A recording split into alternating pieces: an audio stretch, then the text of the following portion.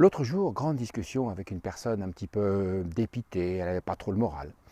Et elle me disait finalement comme conclusion, c'était mieux avant. Ah, c'était mieux avant. Voilà ce qu'elle me dit. Bon, et on discute, qu'est-ce qu'il y avait de mieux avant? Eh bien, avant, on n'avait pas besoin de 50 pages de contrat pour être d'accord, on se donnait une bonne poignée de main et l'affaire était dans le sac, si je puis dire. Bon, d'accord. Avant, on n'avait pas tous ces événements actuels monstrueux.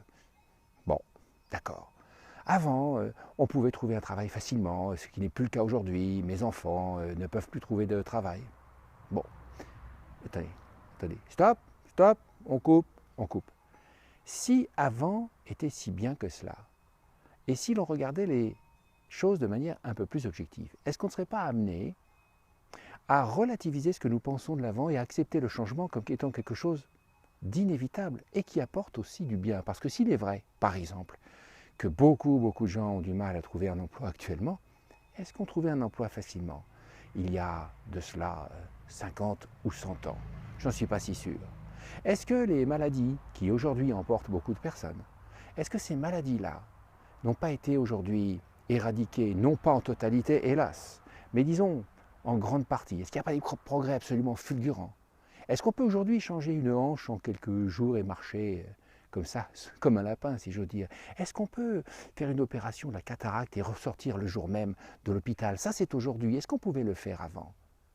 Est-ce qu'avant les gens étaient plus fiables? Est-ce qu'avant les gens étaient plus sympathiques? Est-ce qu'avant les gens étaient plus intelligents? Est-ce qu'avant les gens étaient plus heureux?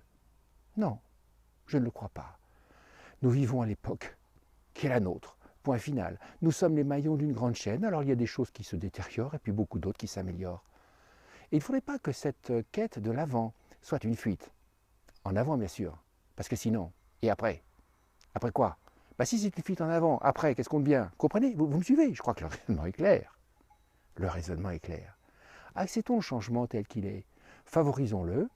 Faisons tout ce que l'on peut, tout ce qui est en notre pouvoir, pour amener du neuf, amener du bon, amener du solide, pour créer, pour innover, pour faire que nous-mêmes nous rayonnons auprès de notre entourage et pour favoriser un changement intéressant pour tous.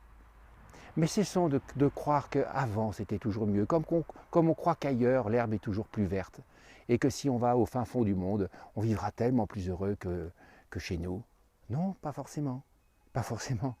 L'avant, c'était avant. C'est une étape dans le jardin de l'histoire. Maintenant, nous écrivons notre propre page de l'histoire. Apprécions tout ce que nous avons, tout ce que nous pouvons faire avec, et acceptons le changement. Il n'y a que lui qui ne change pas. À bientôt pour notre réflexion. Ouvrons le débat. Vous avez le droit de ne pas être d'accord. J'espère que vous ne serez pas d'accord. Comme ça, on pourra échanger, discuter. C'est ça le changement.